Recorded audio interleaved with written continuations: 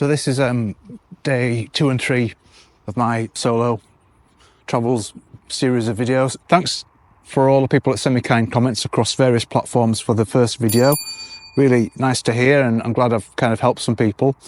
So this is days 2 and 3, and I have a bit of a meltdown on this one. So if you watch to the end, I do a bit of a piece to camera at the end of day 3, and I'm feeling it a bit.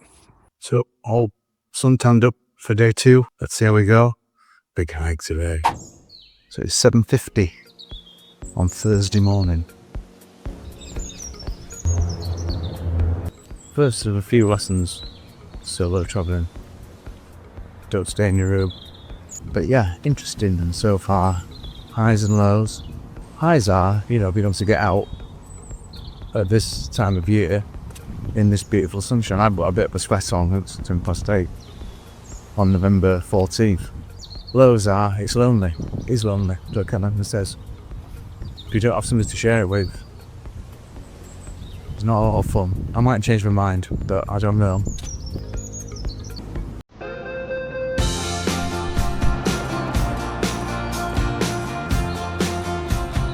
So, past 2, I received a sort of 10-minute stop to get a quick drink and check on the emails. Got to do that in there. So we're not a million miles away from the cruise port. So if you knock off my 5-minute break, we've done airport side play on the cruise ship side of Recife in an hour and 15. So yeah, I think I can get to Costa Teguise by 10:30. See how we do.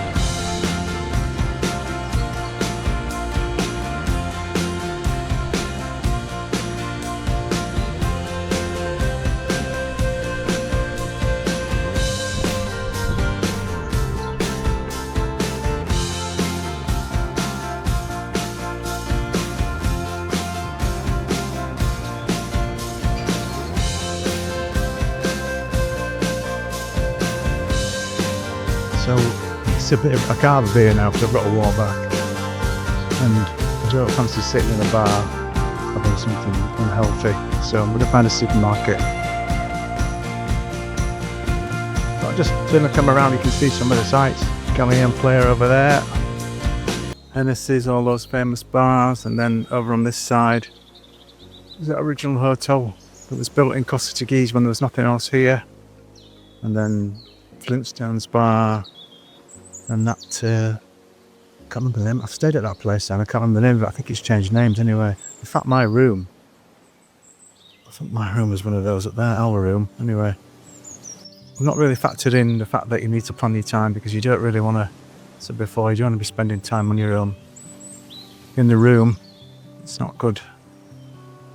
So if I set off back now, I'll be back for 3, and then I've got a lot of time to kill. I think I'm definitely going to do as I said. I can't sit in that little fishing village, nice as it is, again tonight on my own and then walk back home. I'm going to have to go down to Port del Carmen and probably get a taxi there and back, something like that. Expensive, but I can't. It's not enough to do in that little village. Anyway, Nick Brown, news at 10, Costa Teguise.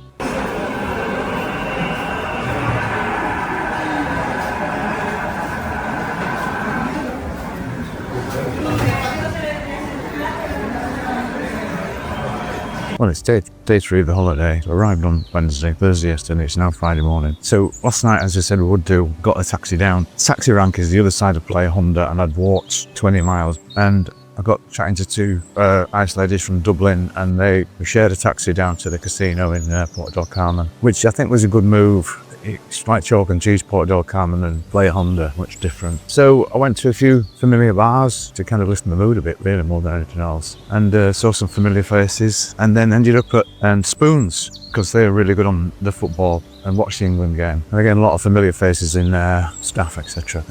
So we're going to have a walk round to Matagorda, maybe off onto a bit of breakfast when we get there. It's a bit hit and miss today on the weather.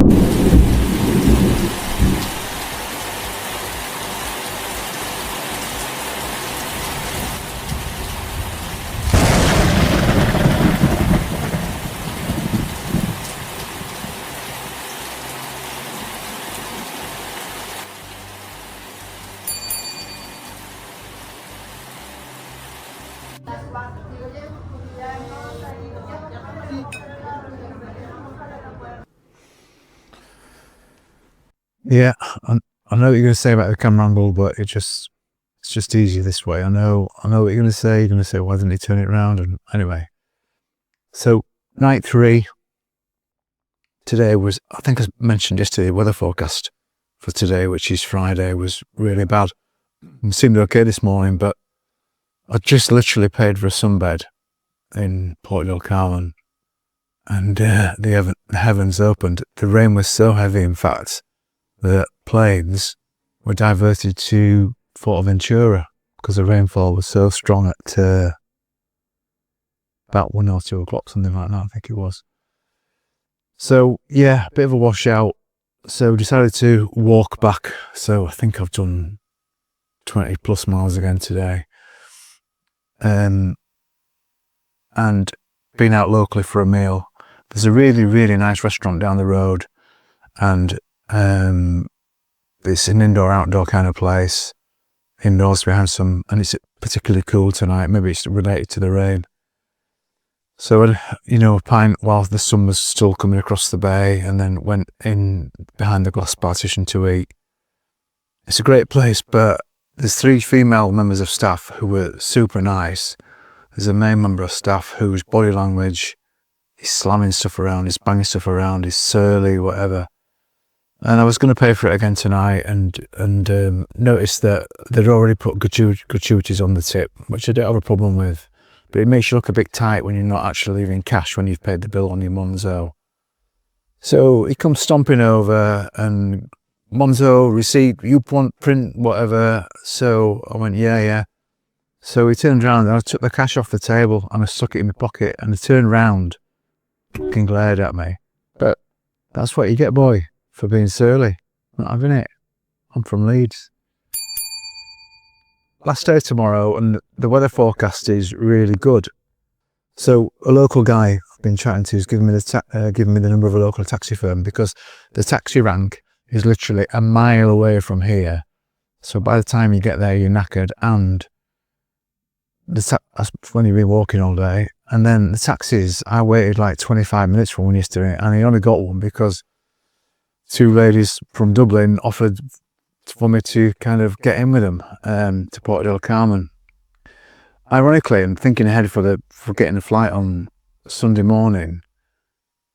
The airport's like 1.5 kilometres that way, and the taxi rank is probably 1.5 kilometres that way. So what are you going to do? So I might end up, first time ever, walking to the airport with my luggage tomorrow. Bit of a summary here, learning points about solo travel. I don't know how women do it. And God love any woman out there that's doing it on a regular basis, because I don't know what it is, some kind of, it's when you're on your own, maybe you're a little bit more sensitive to people's behaviour and a little more sensitive to your environment. But I've definitely noticed a difference by being a solo traveller in lots of different ways. The way that people look at you, the way that people treat you in restaurants, the way that people treat you in bars.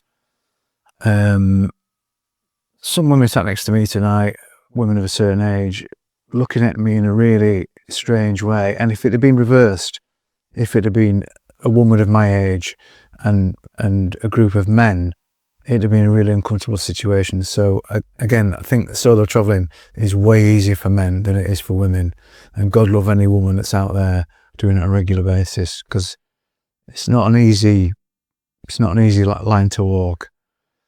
I think I mentioned earlier as well that you've really got to fill your days when you're a solo traveller, because you don't ever want to be sat in a room on your own. As nice as this room is, and you can see there it is pretty nice, and the whole place is pretty nice, you don't ever want to be sat in the room on your own. I've been, the times I've been back, I've put my YouTube on, I've put my tunes on my YouTube, I've jumped straight in there's a really lovely, as you can see earlier on, there's a really lovely wet room and shower, whatever, and get in, do all the stuff I need to do, wash my hair, get shaved or whatever, and get straight back out again. I'm not sitting around watching television, I'm not sitting around cracking beers open and things like that. I'm out crack of dawn, or I have been out crack of dawn every day whilst I've been here, and I'll definitely be doing it again tomorrow. And when I do come back late in the afternoon or early evening, I'm not messing around. I'm straight back out again as well in the evening. And even though it's only 8:25 on a Friday night, I'm heading to bed because I'll be up early tomorrow. All in all, solo travel. It's not something I'd choose. Not something I'd choose. I'm a bit of a loner anyway. I've always been told in my life that I'm a bit of a loner. But there's been a loner and there's been lonely. And I'm finding in my limited experience that solo travel is a bit lonely. Now I'm lucky that I've got the choice that I don't have to travel solo, and I don't think I'll be doing it again, because yes, you can make your own decisions, yes, you can walk at your own pace and all those things, but they're minor. They're really minor things compared to being able to share big experiences and small experiences with somebody else, whether it's children or partners or whatever it might be. So it's not for me, and I won't be doing it again. But don't let that put you off, because I'm a bit older. You know, I'm 62, nearly 63.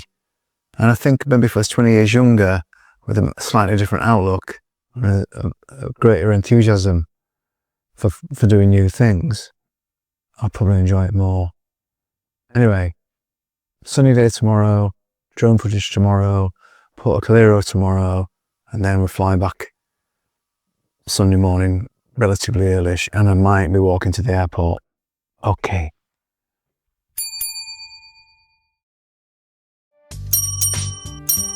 Please comment, like and subscribe. It helps us a lot and it's completely free.